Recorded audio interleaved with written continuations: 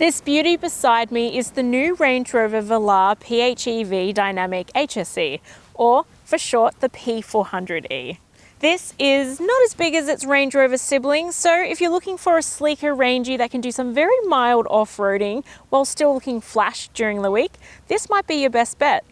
What makes this model interesting too is its plug-in hybrid powertrain, but it does compete against some heavyweight luxury large SUVs like the BMW X5, Volvo XC90, and even at a stretch the Porsche Cayenne. This week I've been driving the Velar to see just how it stacks up for everyday use. The Velar is offered in 3 variants, with the choice between 4 powertrains spread between them. The model on test here today is the plug-in hybrid mid-spec variant, which sits right behind the flagship Autobiography. This is priced from $143,508 before on-road costs, and in terms of its rivals, that positions it right in the middle of the pack. But even with all the optioned extras, the Porsche still takes out the title for the most expensive by a country mile. The optioned extras tack on $8,490, which brings the total before on-roads cost for this model to $151,565. Some of those choices are style choices, so black contrast roof, 21-inch alloys, and the privacy glass at the rear. But one of them is a terrain response feature, which I think is important for any adventuring enthusiasts. Some of the standard features include a panoramic sunroof, an 11.4-inch touchscreen multimedia system, a 12.3-inch digital instrument cluster, built-in sat-nav, as well as wireless Apple CarPlay. But annoyingly, a lot of extras are at additional cost, so it does feel a little bit bare on features once you start comparing it to the well-specified and more affordable Volvo. But the full specs are in my detailed written review at carsguide.com.au if you need more info. Land Rover haven't updated the external looks on the Velar, and for good reason. It's almost flawlessly sexy, because it still has all the Range Rover vibes, but it looks far more fun and agile than its bigger Range Rover siblings. Safe to say, it's a pretty good looking SUV. While I love how this looks from the outset, the cabin is where it loses me, because it just does not tick that luxury factor. It's even more pared back than the pre-facelifted model, and there's just too many plain and empty spaces in the dash and doors for me. The multimedia system has been updated to this cool floating effect screen, but all the buttons and dials are gone, so there's even less going on. And once you start putting your stuff in here, or at least I just started to look at all the mess. The cabin features a mix of synthetic material and a grey knit fabric for the upholstery and trims, which funnily enough replaces Windsor leather.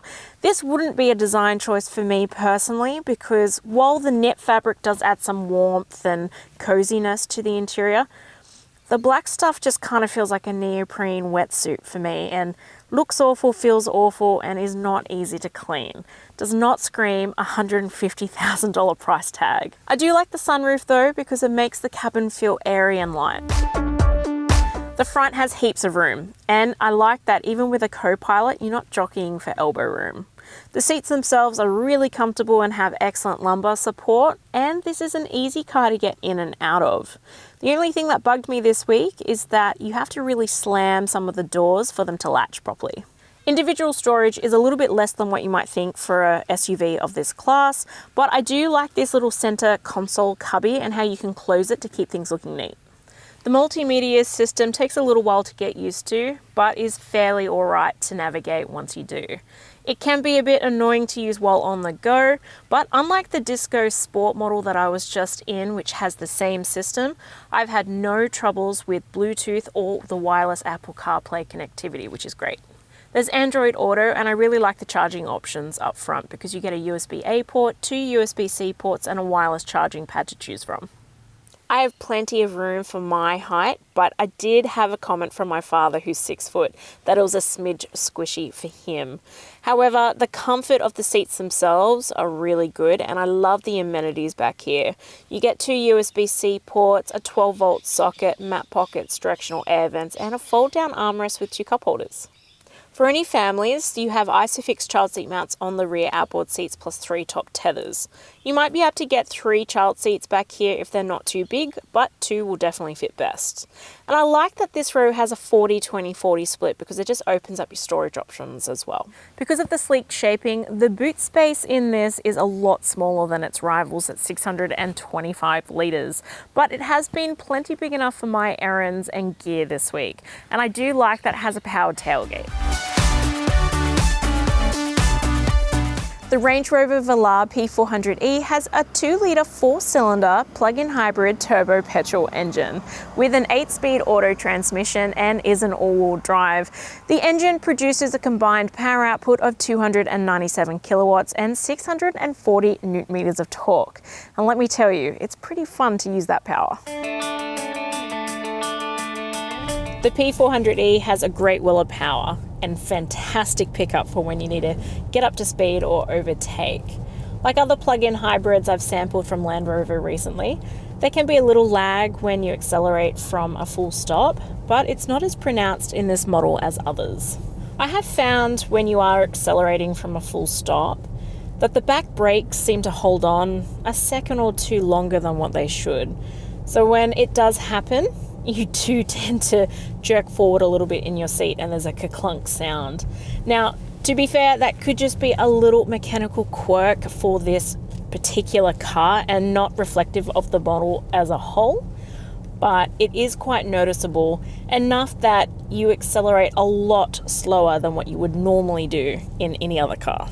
The switch between the electric and petrol components is mostly smooth, and the cabin just feels quite refined because there's pretty much no external noise in this.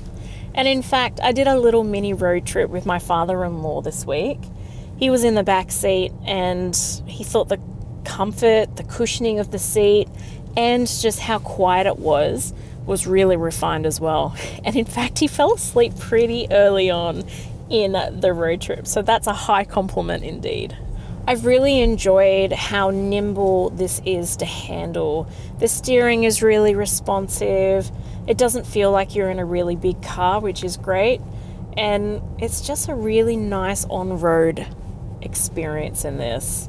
It's not too jerky, it's really nice and smooth. The suspension feels well tuned. It's a pretty good ride.